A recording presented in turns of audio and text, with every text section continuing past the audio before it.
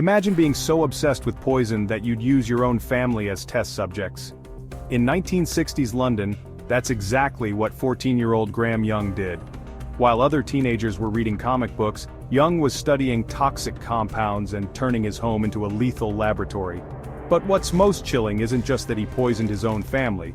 It's that after being caught and locked away in Britain's most secure psychiatric hospital, he was released, only to start killing again. This is the disturbing story of the Teacup poisoner, and how a brilliant but twisted mind used everyday drinks to commit murder. London, 1961.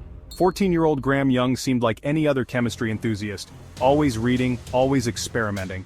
But behind his scientific curiosity lay a disturbing obsession. While his classmates were learning basic chemistry, Young was mastering the art of murder. His weapon of choice? Not guns or knives, but something far more insidious: poison. Young's fascination with toxins began early. Orphaned as an infant when his mother died of tuberculosis, he was raised by his father and stepmother in North London. By age 12, he had read every book he could find about famous poisoners.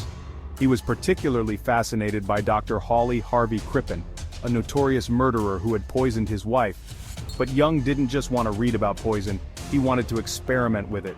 Here's where it gets interesting. Despite being just 14, Young managed to convince local chemists he was older, claiming he needed chemicals for school projects. His intelligence and confidence were so convincing that they sold him antimony, digitalis, arsenic and thallium, some of the deadliest substances available. What happened next would shock Britain. Young started small, testing his poisons on a classmate named Christopher Williams.